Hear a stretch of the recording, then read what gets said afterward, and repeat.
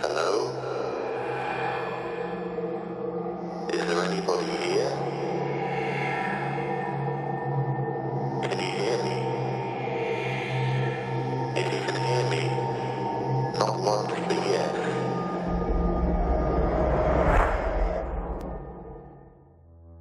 Hi, I'm Lil. And I'm Fitz. And you're listening to the latest episode of Not Once for Yes. And we hope to bring a little bit of the spooky and a little bit of the kooky to your day. What have we got coming up on today's episode, Fitz? Coming up today, we have a ping of the paranormal radar. We have some spooky stories from our listeners. We've got an update for you on the strange goings-on here at KOFY HQ and the results of the psychic projection experiment. Yes, and we also have some very special guests with us here today.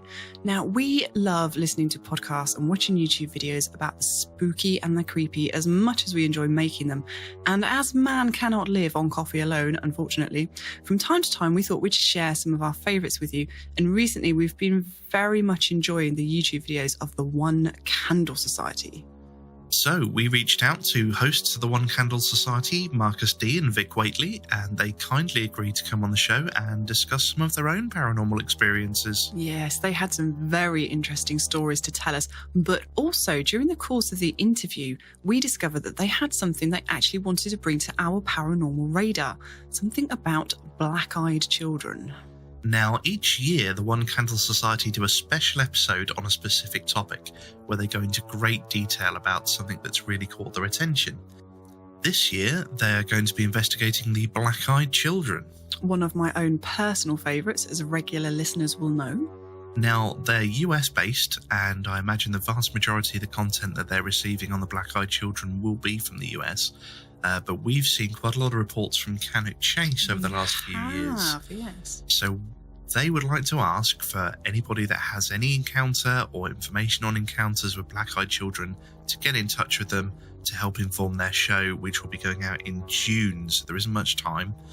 Details of how to get in touch with them will be coming up at the end of the interview. And we're going to bring you that interview very shortly. But just before that, Fitz, I think you've got a very special thank you. We have a message from our sponsors. We do, because we actually have a sponsor. Hooray! Indeed. We'd like to say a very special thank you to Rebecca Houppert, who is our very first patron. Yay! It's extremely exciting. So thank you, Rebecca, for becoming our very first patron. We really appreciate the support. And if you would like to help support the show, you can visit our Patreon page at patreon.com/KOFY, where you can make donations from as little as $1 a month, or alternatively, you can make a one-off donation by using the donate button on our website. And of course, the other way you can support our show is to send in your stories. And today we have some awesome spooky stories from our listeners later on.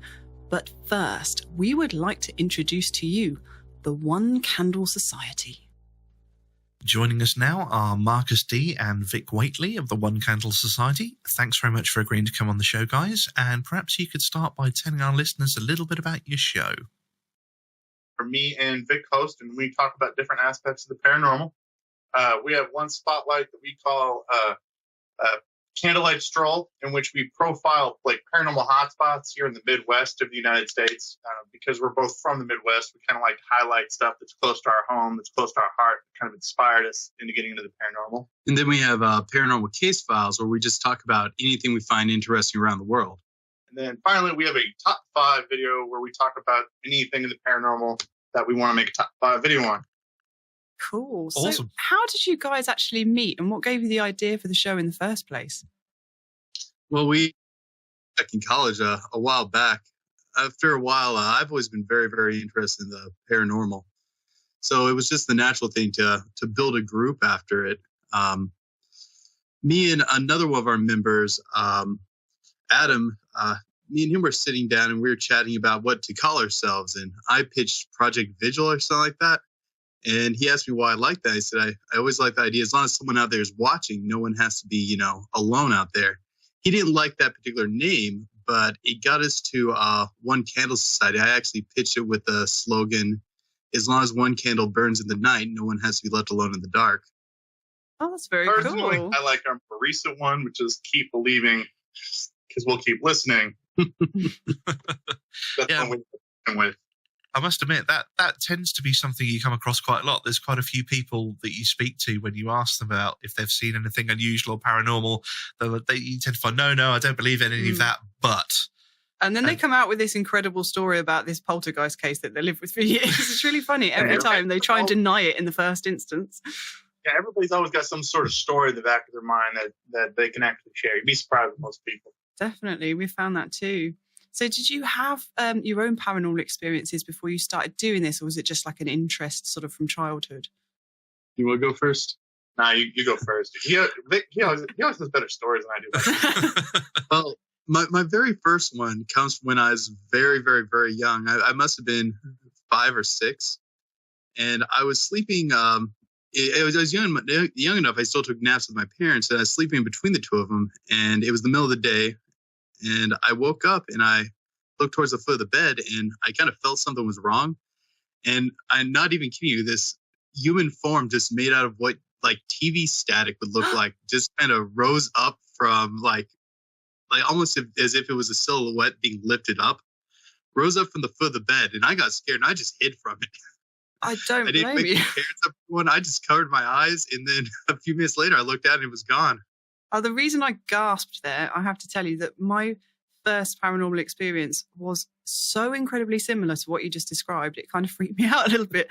The description of the TV static, the figure rising out of this TV static, is exactly how I described my first paranormal experience. That's so weird. We're going to have to talk more about that one later. I've actually been trying to track down what that was. And I found a very small handful of people running into entities like that before, but it's very rare. Yeah, well, I'm apparently one of them. That really kind of freaked me out. That gave me the willies.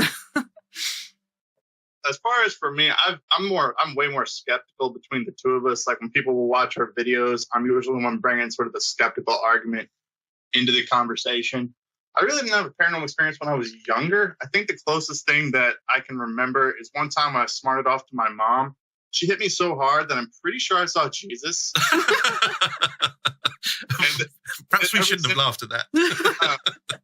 But as far as paranormal experience, one time me and Vic were investigating a home in which it was a mother and a father, and they had this small daughter, and they had like these feelings of being watched and these oppressive feelings, and they thought they were seeing shadows moving in the house. So we went over to investigate the house and to check around and look around. And then when I went home that night, I had an instance of sleep paralysis that night shortly after going there. And what I remember during that experience is I do remember seeing the shadowy form in the corner of my room. Now, typically, I'm generally not afraid of most of the stuff in paranormal. Some things I am. But it was a pretty disturbing experience for me, especially this much later in my life where I wasn't used to it. Yeah. So do you think something followed you back from the location? It's possible, but definitely after that experience, I was a lot more cautious with whenever we were going out and doing investigations. I think something followed him back. Yeah, sounds like it to me. So you sound pretty similar to us. I'm sort of more skeptical. I've seen some weird stuff, and I'm prepared to admit that I've seen some weird stuff. But you see these programs where something happens, like, oh, it's a demon or it's this. So it's like, I've seen something odd and I can't explain it. And that's the point where I'm going, I can't explain it. Yeah, you're the voice of reason. But in all honesty, in the paranormal community, the skeptical ideas is pretty paranormal because we don't have a lot of us out there, so that's good. I don't like how quick people are willing to label things, though. I will agree with you on that one. Yeah, totally. Yeah, there's so many things where we need to investigate this stuff to find out what it is. And when you've got so many people just saying, it's this, put a label on it. Yeah, it's a demon. It's like, actually, it puts people off. I think the general public that think, oh, well, I thought that was a bit strange until they suddenly declared it was this particular demon and its intentions were this. Well, it's funny because even in with skeptics, sometimes we're quick to label things too. Me and Vic have been finding we've been in, I guess maybe it's just here in the Midwest, I don't know, with rural entities that we found.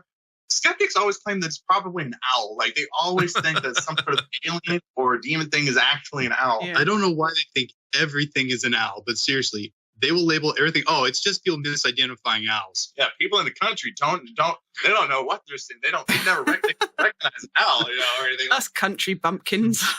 Oh, that's reminded me. I was watching one of your videos the other day on a case that really just, I don't know what it is about. It's the Kentucky Goblins case. That just gives me chills. And yeah, the fact that you brought up owls, and I think that was the sort of skeptical solution for what that was. A flock of owls attacking a building and impervious to gunfire. And obviously these people had never seen an owl before. Yeah, apparently just, owls in the Midwest immune to gunfire. Yeah. Who knew? And those owls down in... You say that's a common thing down there. Is it just because of the large eyes, or?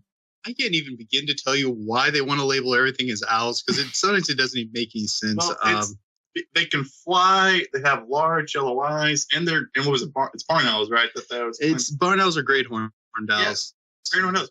And those are pretty big. I mean, they can be several feet tall, which can kind of I don't know. Maybe it's just the skeptic easy way out, I guess, of trying to identify an entity. But like a creature like the Flatwoods Monster, which was described as being over 10 feet tall, then people will just say, "Oh, that must have just been an owl." It was a 10-foot barn owl.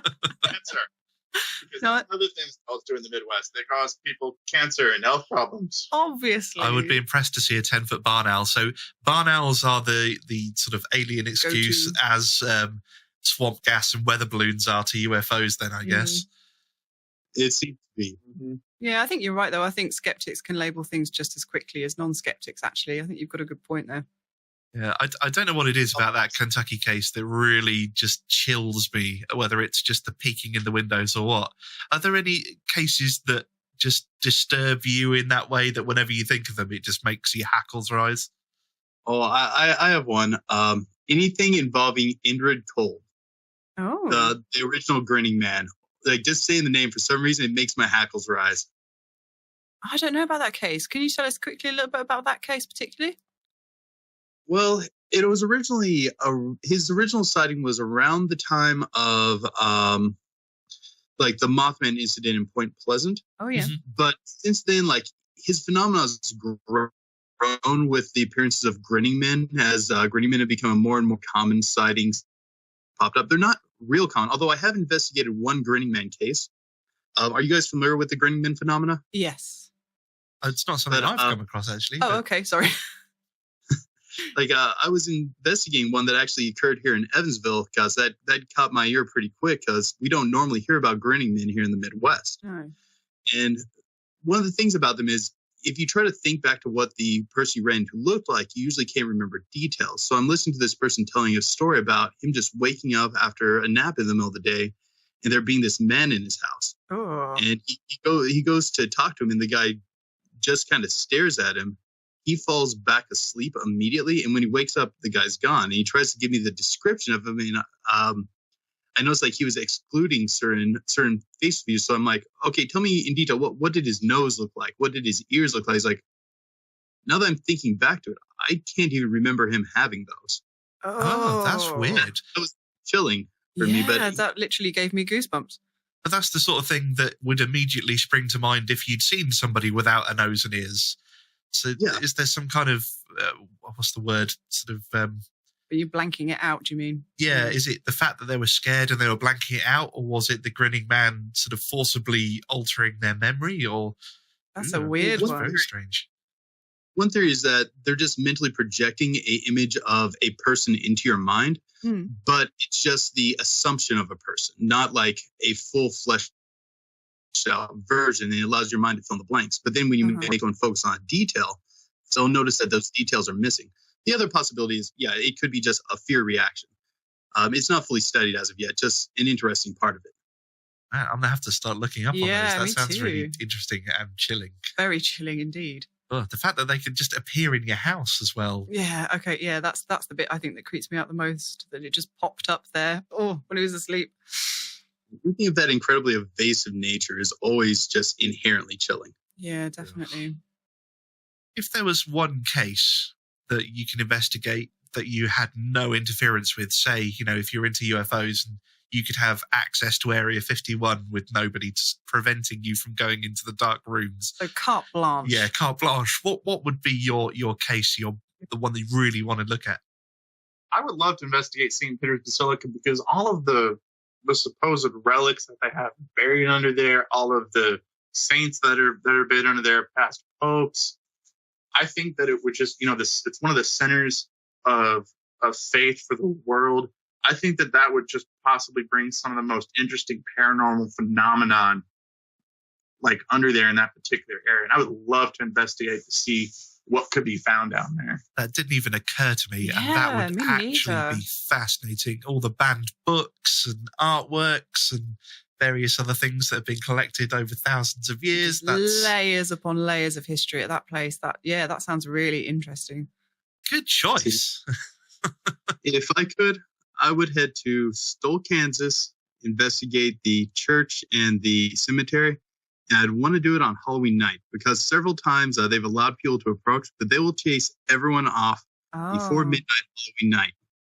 And I'd love to see what happens there after that point. There's all sorts of rumors, but I'd love to go there and see it. Oh, wow. So who chases people off? The local authorities, I can't remember the date, but way back in the day, there were a lot of rumors about Stoll, Kansas, and that something very spooky, like rumors of like the devil appears in that cemetery on Halloween night at midnight. And they allowed people to gather there on Halloween night, but the authorities then chased them off before midnight. And this happened several times. And now the town's very reclusive and very sensitive about anyone showing up there at all. And they're very protective, particularly of that area of the old burnt down church and the graveyard surrounding it. Wow. So I would like to go there and see what are they chasing people off from. That's weird. So they're not very sort of getting anything from tourism for it, or? Oh, no, I actually hear from investigators that anymore, like they generally know what cars are in town because it's a small town, and that if you even drive through town, you will be almost immediately followed by police cars.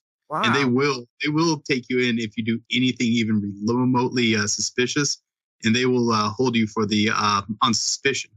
Oh, you're right. So that begs the question, what are they protecting? What are they keeping you away from? Are there any theories, or is it really just, no one's got any clue? There's a lot of folklore surrounding the area, but most of it's just kind of folklore. Like there's a supposed story that the devil had a child within the town and comes up to visit once a year on Halloween night. There's sightings of werewolf-like creatures within the area and all sorts of other just less defined spooky stuff.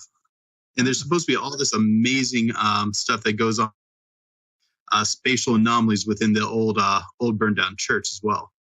Wow, that sounds fascinating. Yeah, I would love to go there. Good choice also. Yeah, I'm just sort of getting my tech head on here. I'm wondering whether getting a drone or something might be the way to peek on that. Or stick a camera on a balloon. We've been looking into that a lot lately because we want to check out Pope Lake Bridge in Kentucky. And a lot of people have died actually investigating it by going up on the railway terrace. And it's one of the area hotspots for Goatman. Yeah. So we've been talking about maybe getting some drones and checking it out drone-wise. Good idea. Oh, awesome. Well, I'll be looking forward to seeing that. To see that, yeah. We wait with bated breath on that one. Indeed. There was one thing that I was going to ask you. Like, obviously we enjoy your videos. You've obviously got a fairly good fan base and the regular viewers. But your video on the 5 chilling things said by astronauts was just amazingly popular. Have you got any idea what it is that caught the imagination of so many people?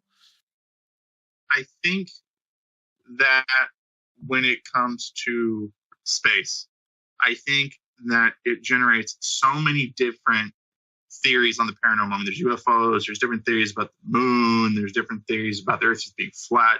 I mean, there's all these different paranormal theories. So it's a section, it's just an area that fascinates so many different people in the paranormal community that I think when you have people that go into space, or according to some claim to go into space, that it draws so many people in that they want to hear what their accounts are when they go into space. And I think that's my best guess as to why that particular video draws so many people in.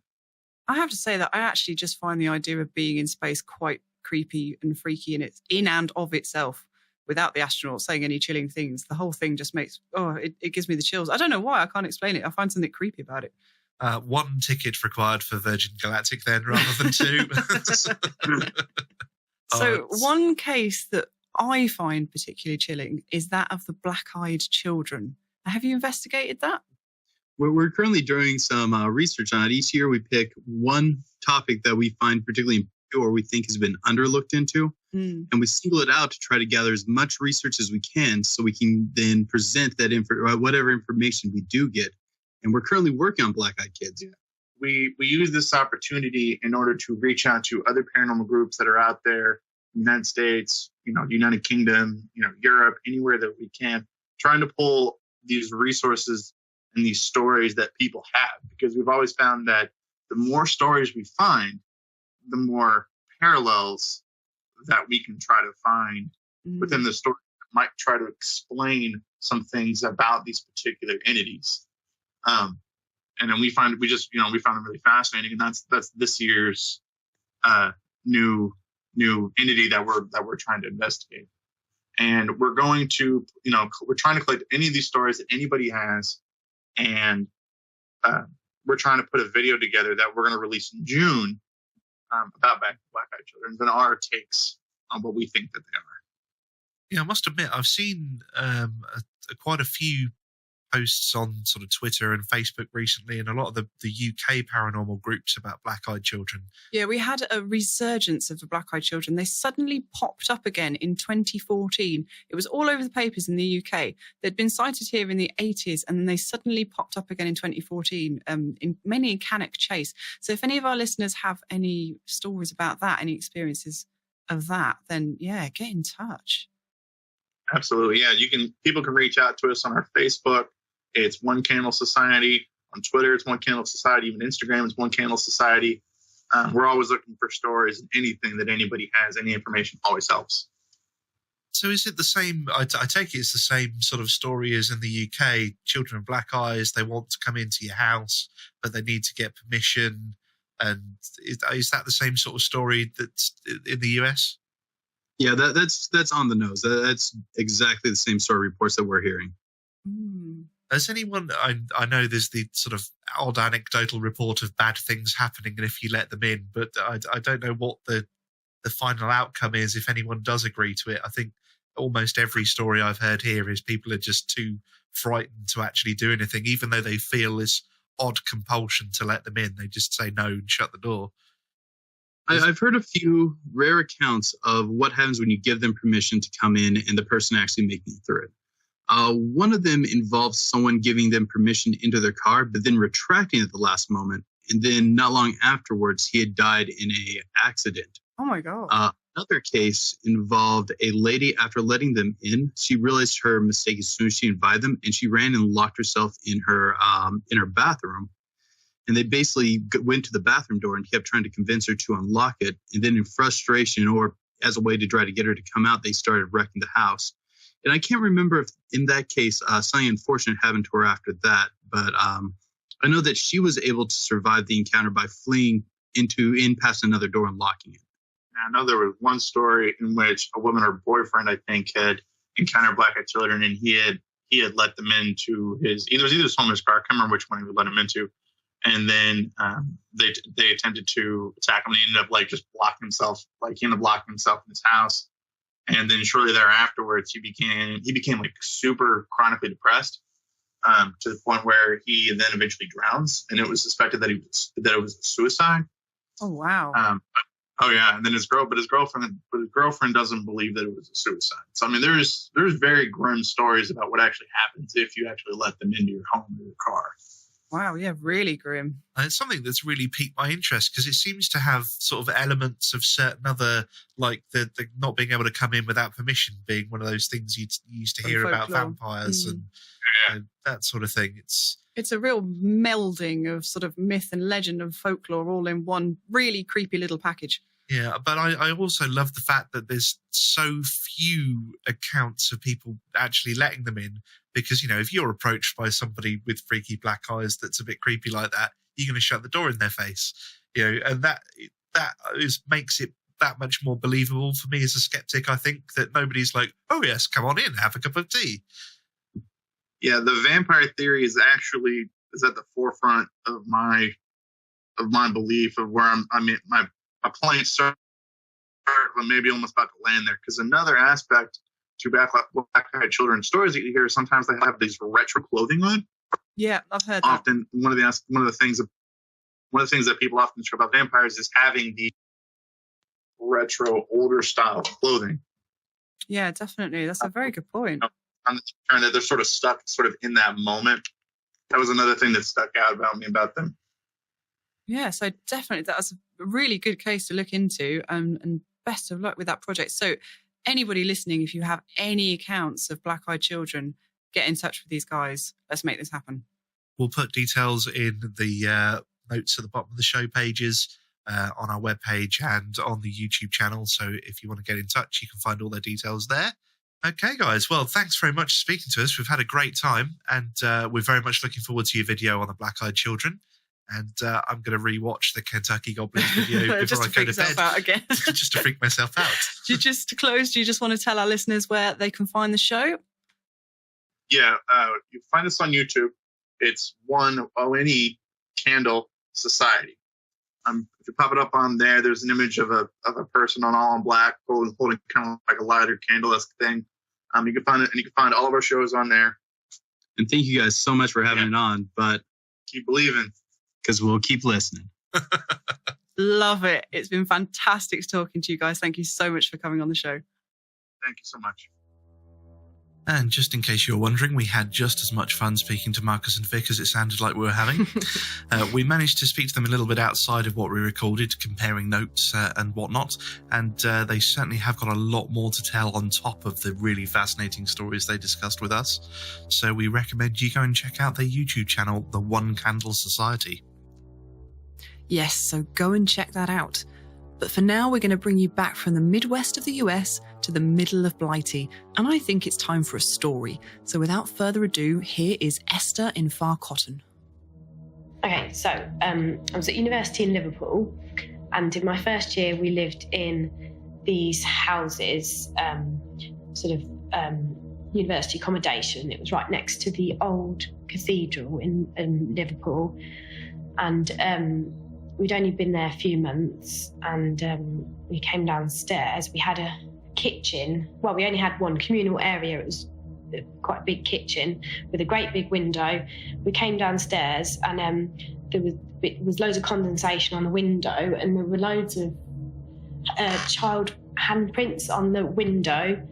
It was quite faint, but so my housemate rubbed them off, and then it happened again. And there were more of them this time. So we were a little bit freaked out, but again, we rubbed them off. And then my mum used to live in Liverpool as a child, and she was saying that they used to walk next to the old cathedral. There used to be a graveyard, but they used to walk and pick flowers. And there was no graveyards there when I was living in these this sort of halls of residence, these houses. And then we found out eventually that all these houses had been built on this graveyard.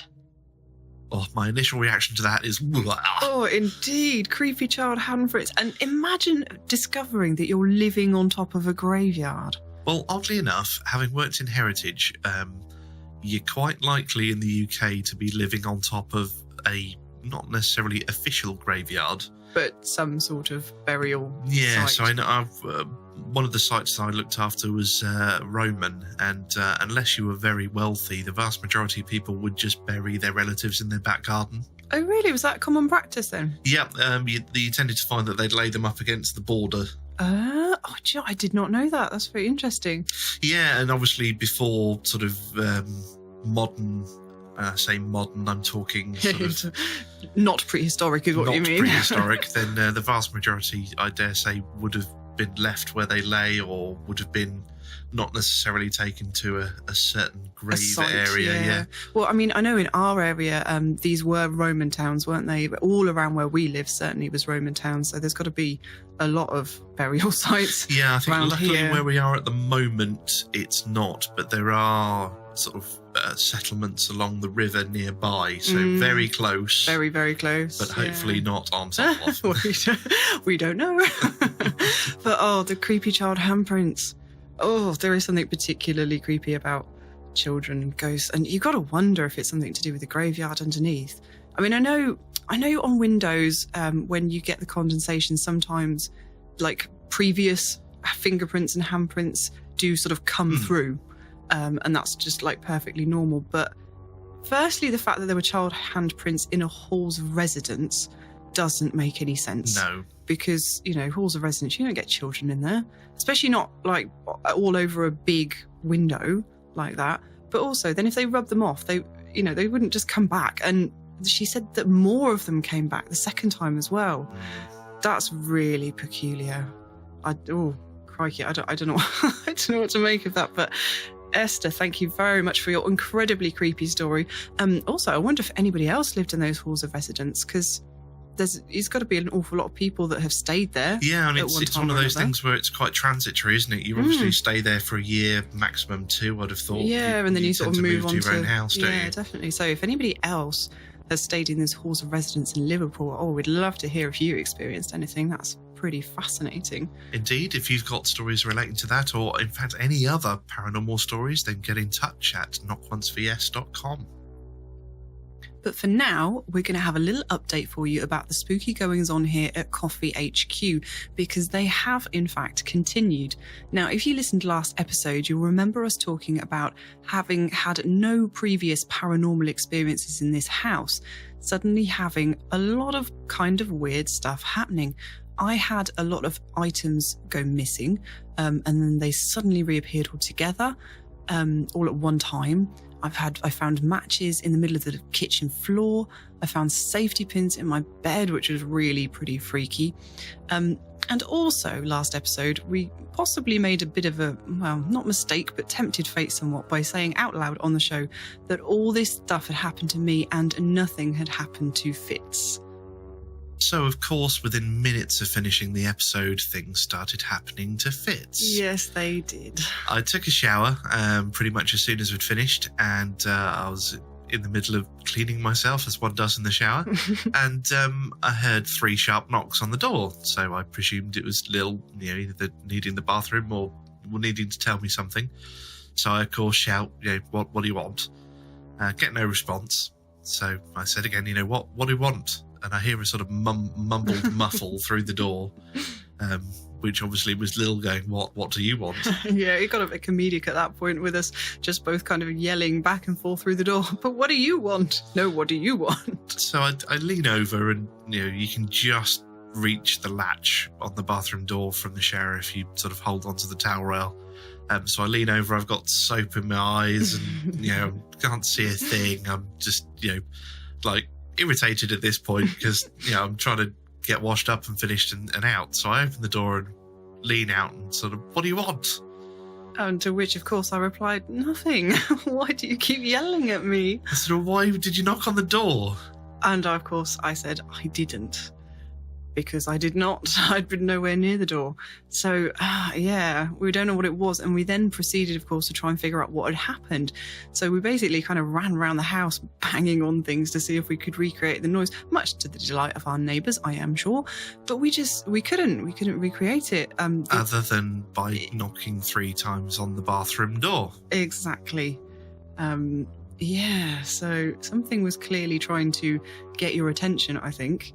But I've got a question. If 1 knock is for yes and 2 is for no, what does 3 knocks mean? Get out of the shower. Are you done in the bathroom? Do you think the ghost just really needed a wee? That, or possibly it's, a modern ghost and it's thinking about water conservation and it's, don't use too much water, get out the shower, so. Okay. That wasn't the only thing that happened though, was it? No.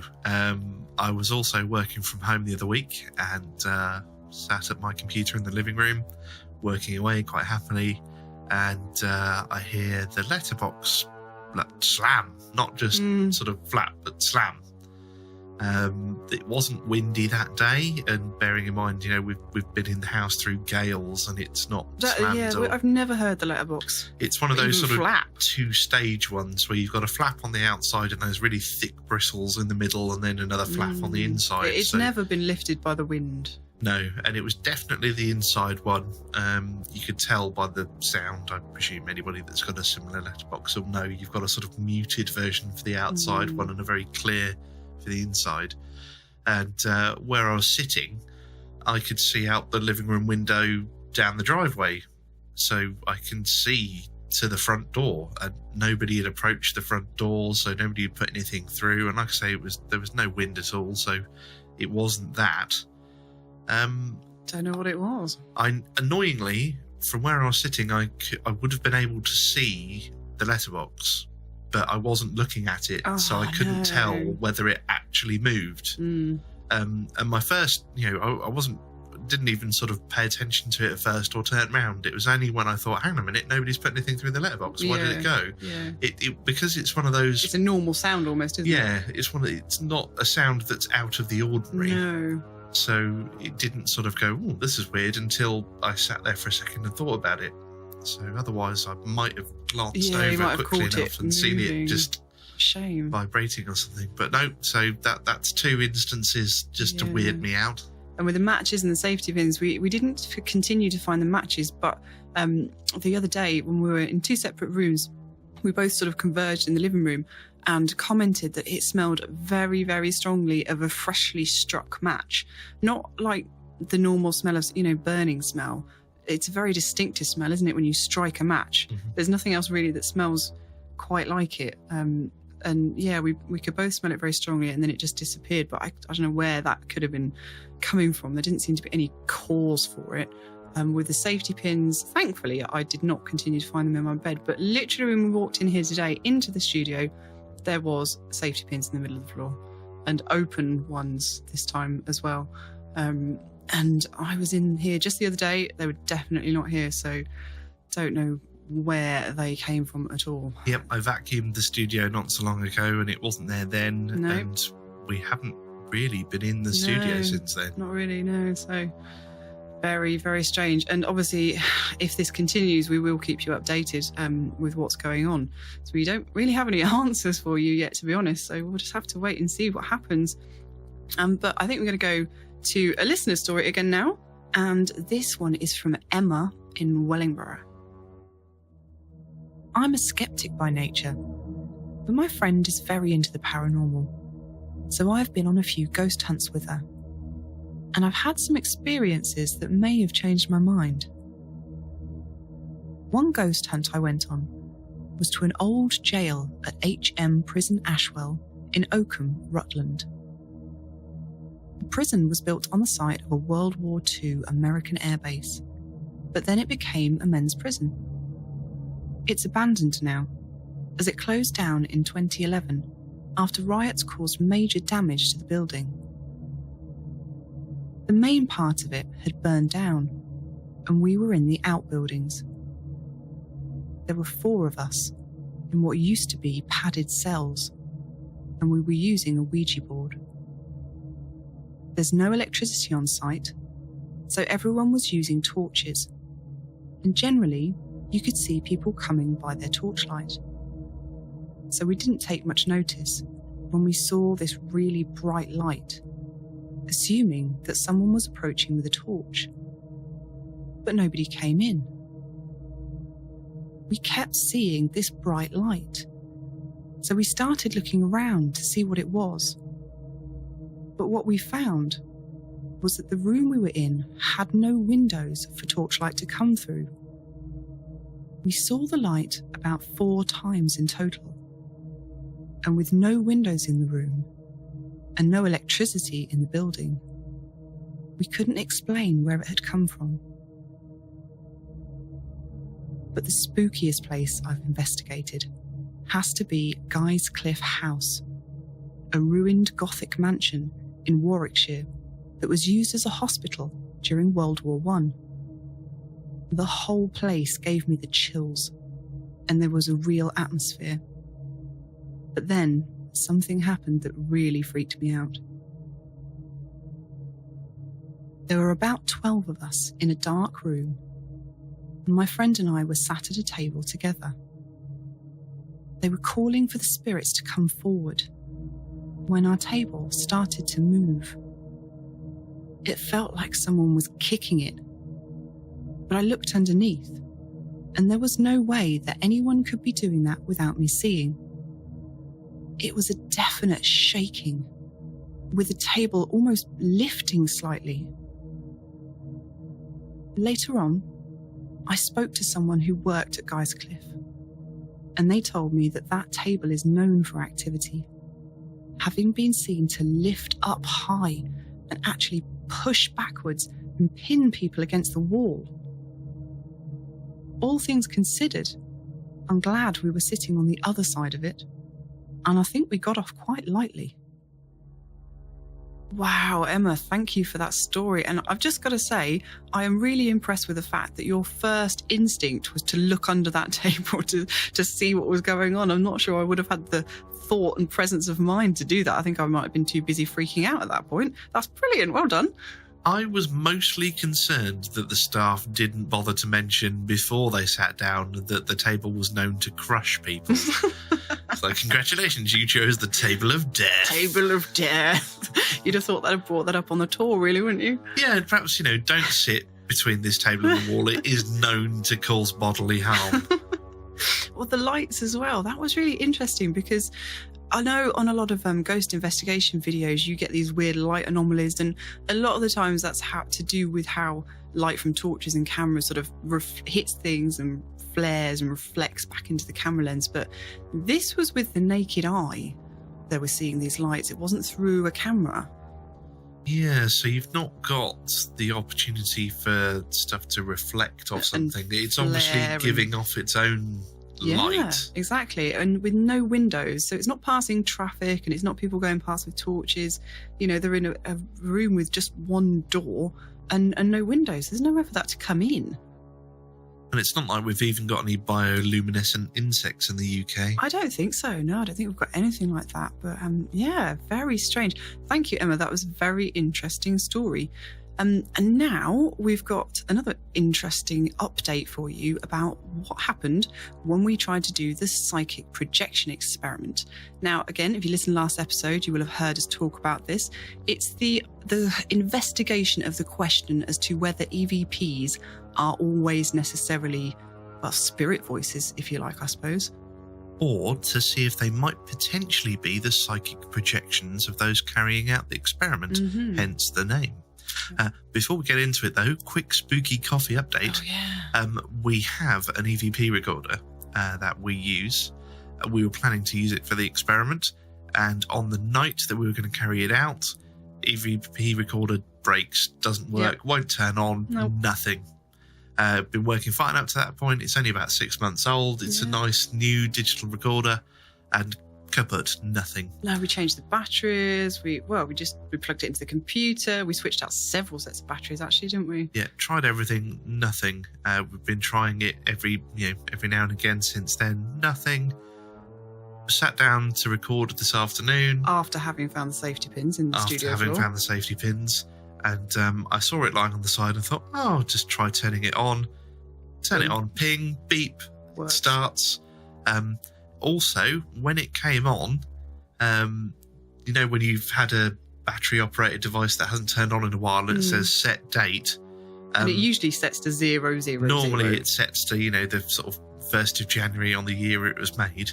This had my birthday this year on it when I turned it on, and it said, set date. It had literally reset itself to Fitz's birthday. Which is really odd. Yes, a little bit spooky. Yeah. Anyway, getting back to the psychic projection experiment. So obviously we didn't have our EVP recorder to use, so we were using mobile phones. Because the quality is not too bad nowadays on mobile phones. Not quite as good as the EVP recorder, but we were hoping it would be good enough for the experiment. Maybe, maybe not, depending on how you take the results. So we started off carrying out a control test. So before we'd chosen a word, We put down the recorder and we set it to record for 60 seconds and just waited to see if anything came up. We listened back to it, no responses. So then we carried out the experiment as described by Ashley. We decided on a word. The word was moon. And we concentrated with all our mental acuity towards the mobile phone and set it to record for 60 seconds. And our combined brain power wasn't enough to provide any recording. I will add as well that there were actually 3 of us doing this experiment. I mean, the original experiment detailed by Ashley Knibb on his website, it was a group of people. So we wondered whether, just the 2 of us would be enough. So we enlisted a third party, an interested person, to do the experiment. But unfortunately, that didn't seem to be enough either. And we got nothing. No, on playback, I'm afraid we got nothing. So we tried the experiment again. This time, we decided to carry out the experiment as a sort of EVP session. Mm-hmm. So rather than just concentrating on the word, we called out to anything present to speak into the recorder and basically either say the word we'd chosen or anything else. And on playback, we had nothing.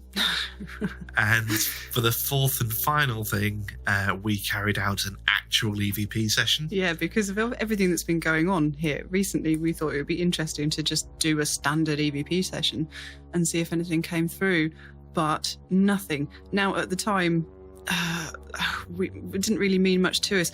I'm wondering if it sort of means more to us now, knowing that our digital voice recorder has mysteriously suddenly started working again. It's all a bit strange. Yes, it was maybe, all that sensitive enough to actually pick things up, whereas the other one wasn't. I don't know. No, I'm not sure what to make of the results of the experiment, whether to be disappointed or not. Do you know what I mean? Yeah. It's an odd one.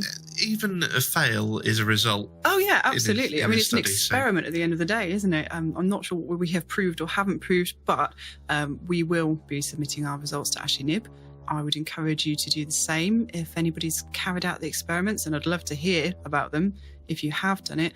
I think now that the digital voice recorder is working again, I would quite like to give it another go. What do you think, Fitz? Yeah, I think maybe we should try that again. Definitely. We'll let you know how that goes. Sadly, we have almost reached the end of this episode, but I believe that Lil has a final cautionary tale for us. I do. I just have one more story that I have to tell you before we go today. And this one is from my brother. Actually, we were around there the other day having dinner, and he said he'd got a story for me, so I got really excited. Basically, what happened was they were sitting in their living room watching a DVD. Now, they've got a pretty sweet setup in their living room. They've got like cinema armchairs and a projector behind them on the back of the wall. So they were sitting there watching this DVD, and all of a sudden, this shadow figure just zips across the screen. Like something behind them had walked in front of the projector and blocked out the light that was, showing on the wall in front of them that they were watching. So they weren't that freaked out to start with, because apparently their daughter quite likes to do this sometimes just to freak them out. She'll sneak downstairs and deliberately walk in front of the projector to make them jump. So they just kind of laughed it off and then, turned the lights on, got up and had a look around to give her a little telling off. But she was nowhere to be found. She was actually still upstairs in her room. So at this point, they did freak out and basically said they were literally about to call us to get up there and, get the digital voice recorder out and whatnot, see what was going on. They were really thinking, oh my goodness, we've got a shadow figure in the house. What's going on? And then they thought to rewind the DVD. And lo and behold, it was part of the film. Oh, brilliant. Oh my God, I laughed so hard. I love the fact that they were about to get us on the phone. Who are you going to call? Not once for yes, apparently. Oh, it's brilliant. Yeah, I'm not sure it even would have occurred to me to try rewind the DVD to see if that's what it was. I'll have to find out what film that was as well. Oh, we're going to have to check that out. That is a perfect cautionary tale. Sometimes as said by Freud, a cigar is just a cigar. Yeah, I had to share that with you. Our very first paranormal blooper. And let's face it, we've all done it. We've all woken up in the middle of the night and thought that the coat on the back of the door was a person, or like that Specsavers ad. I can't count the number of times I've gone to stroke my furry hat thinking it was a cat. I've done that as well. The amount of times I've seen your hat on a chair or something and gone to stroke it. Yeah, we've all had those moments. So if you want to share them with us, we'd love to hear those as well, because, we all need a little bit of humility and humour in this paranormal world. Yeah, and we'd love to hear them. Yeah, so if you have a non-paranormal story, or indeed a paranormal story, yep, exactly, then please get in touch at knockonsvs.com and let us know about it. We'll be glad to hear it. And that really is all we have time for on today's show. But I just want to say thank you once again to the guys from the One Candle Society for being such fantastic guests. They were great fun, and hopefully we'll get to speak to them again soon. Thank you also to our listeners for helping us reach 3,000 downloads. Yeah, it's so exciting. We were so excited by that. Also, thank you very much to our patrons whose support we couldn't live without. You can support us through our Patreon page, or you can make a one-time donation through our website. And, of course, by sending us your stories, and we love to get them. Please keep them coming in. So that's it for us today. We hope you'll join us next episode.